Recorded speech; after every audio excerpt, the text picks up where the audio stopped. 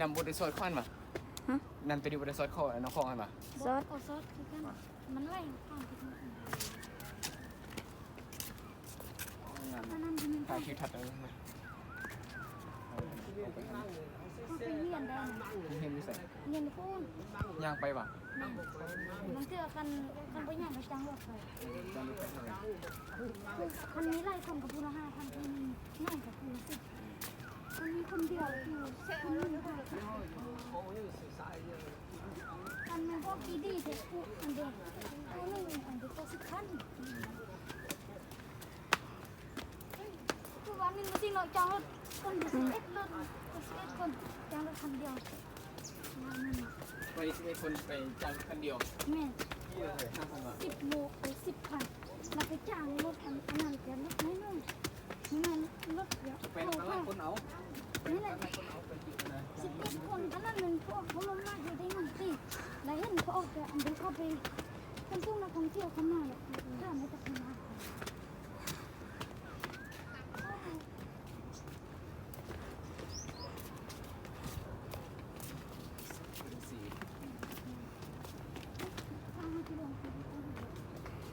มีลงทางนะบาง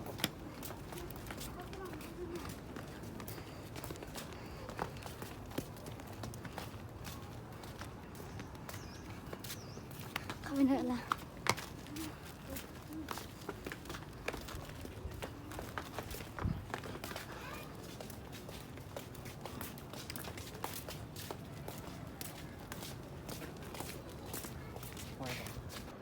ใกล้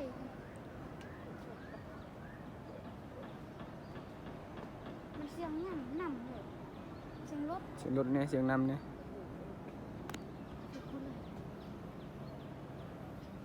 แล้วเอาเดินคนหนาวเลยเนาะเดิน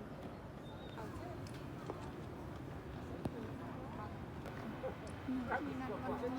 ว่าแล้วก็มีสูงวัดท่าหน่อยด้วยวัดไม่เลยวัดอันนั้นวัดคุณใส่นี่น้อยๆเนี่ยอันนั้นมันเลยอัดแล้วมันขึ้นหัวเด้อ